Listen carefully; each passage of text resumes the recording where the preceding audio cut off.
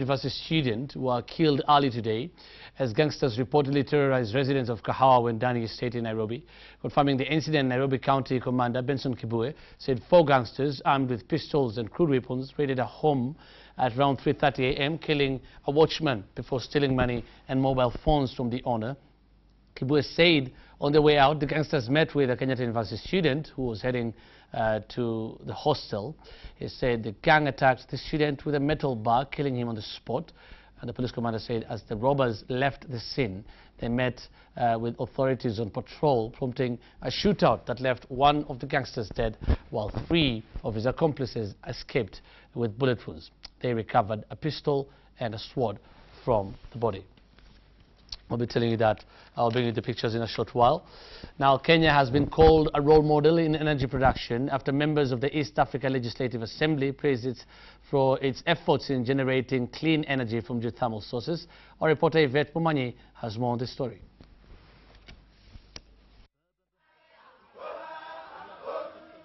The members of the East African Parliament drawn from Burundi, Tanzania, Kenya and Rwanda hailed Kenya as a role model in the region in the generation of green energy. The legislators were, however, quick to warn the country that the generation of geothermal energy should not be carried out at the expense of the environment. This was during a tour of the all-carrier Naivasha, which is a geothermal-rich area where a 280-megawatt project is in its last stage. A member of the Legislative Assembly, Abdi Ogle, called on Kenyan to make sure that the generation of geothermal power did not interfere with the environment. He expressed his concerns that the ongoing works in Olkaria could interfere with the nearby Hell's Gate National Park and Lake Naivasha. Geothermal is cheapest. Could be followed by hydro, but hydro at times is affected by vagaries of weather. At times the water levels go low. So it seems like geothermal is the cheapest. You know, much as we need to be sure that we are exploiting for energy, renewable energy, whether it is geothermal or hydro or something, that should never be at the cost of our environment. Peter Ouma, a senior manager at Kenyan, said that they were committed to protecting the environment and were abstracting less water from Lake Naivasha. Feb2014, live at 1. Police have issued a notice that motorbikes will not be allowed to operate in Nairobi in the evening, in a move the force says is aimed at curbing insecurity. Nairobi County Commander Benson Kibue says border operators and other riders will not be allowed on the roads after 8 p.m. Our police have instituted the measures following a rise in incidents where criminals on motorbikes attack city residents. Police in Nairobi have moved to deal with insecurity in parts of the city. Already, elite units have been tracking criminals in the Nairobi Central Business District to deal with gangs targeting bank customers. Other units have also targeted criminals who have been using bikes to rob unsuspecting Kenyans, and police say this fight will be stepped up. That criminals waylaying and causing havoc and using motorbikes to go for innocent people, your time has come to an end. We are coming for you, and we have the capacity to reach wherever you are. And to curb the rise in the number of crimes committed using motorbikes, police will restrict the movement of riders across Nairobi in the evening. Inspector General did say this very well last year. Border, their time, latest 8 a.m. Latest 8 a.m., 8 p.m., that is 8 p.m., let them go back, retire till morning, 6 a.m. Speaking during the handover of a donation of patrol motorbikes by the Chinese government at Kilimani police station, Kifue also put on notice public service vehicle operators who are conniving with carjackers. We'll go for them. We'll go for the driver. We'll go for the conductor. And even we'll go an extra mile getting those owners of the buses, because we need to coordinate here.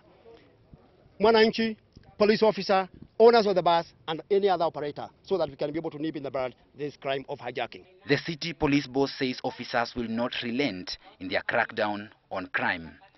Benjamin Muriuki, Citizen at 1.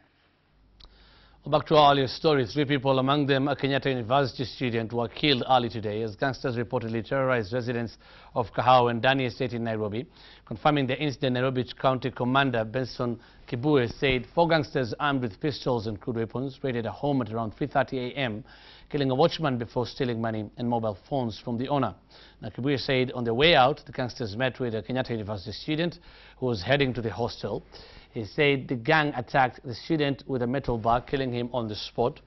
The police commander said as the robbers left the scene, they were met with authorities on patrol, prompting a shootout that left one of the gangsters dead, while 3 of his accomplices escaped with bullet wounds. The authorities also recovered a pistol and a sword from the body.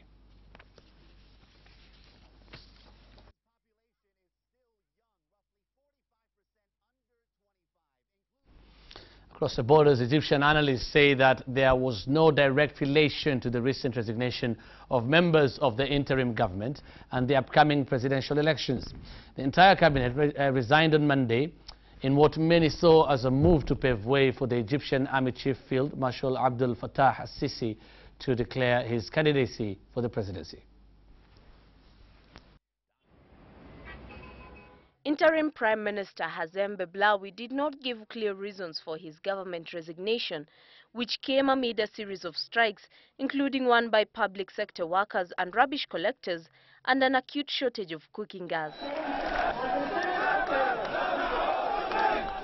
Beblawi was appointed in July after the military overthrew President Mohamed Morsi following mass protests.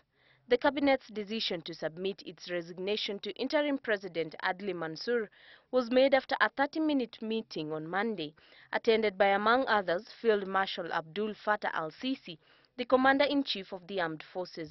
The Field Marshal was widely expected to announce soon after that he will step down from both posts and run for president.